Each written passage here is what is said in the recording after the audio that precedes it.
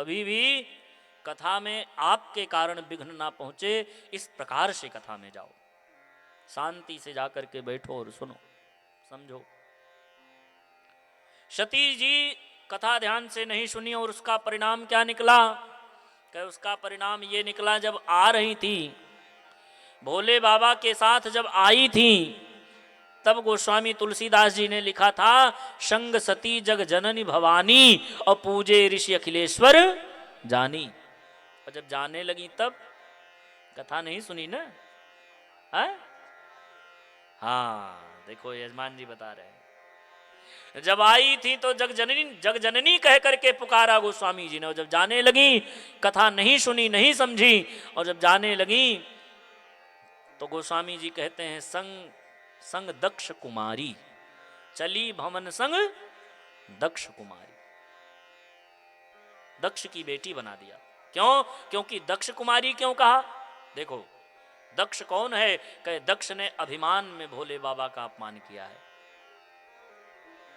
मानो गोस्वामी जी कहना चाहते हैं कि अभिमान की बेटी अभिमानी ही होगी, अभिमानी की बेटी है इसलिए अभिमानी ही होगी। और उसी समय भगवती जानकी का हरण किया था रावण ने, और राम जी रो रहे थे, लीला कर रहे थे मंच पे, रोने का नाटक कर रहे थे भगवान। और उसी समय शंकर जी ने दूर से देखा, तो शंकर जी ने जब दूर से देखा तो भोले बाबा ने सोचा अभी डिस्टर्ब करना ठीक नहीं है, नहीं तो दशा यही हो जाएगी। कहे क्या?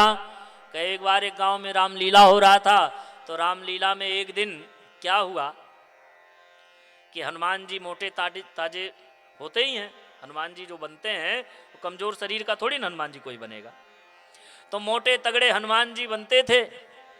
हनुमान जी को कुछ समस्या हो गई, पेट खराब हो गया, तो हनुमान जी को आज बनना नहीं था, तो गांव वालों ने सोचा अब आज हनुमान किसको बनाया जाए। अच्छा, हनुमान का उस दिन केवल एक रोल था। कहे क्या? रावण के दरबार में जाना था और राम जी का परिचय बताना था कि हम राम जी के दूत हैं, बस इतने कहना था। अब लोगों ने सोचा कि इनके शरीर का हनुमान कौन मिले। अब तो पूरा गांव छान मारा, कोई उतना मोटा तगड़ा लंबा मिले ही ना। तो एक हलवाई था, रामदास हलवाई। और हलवाई आप जानते ही हैं, कोई हलवाई कमजोर नहीं रहता महाराज। हाँ, 100 हलवाई खड़ा करो तो यक्के दुठू दूबर पातर भगवान कृपा हो तो दिखाई पड़े, ना है तो बाकी हलवाई के तो सब रहता ही है।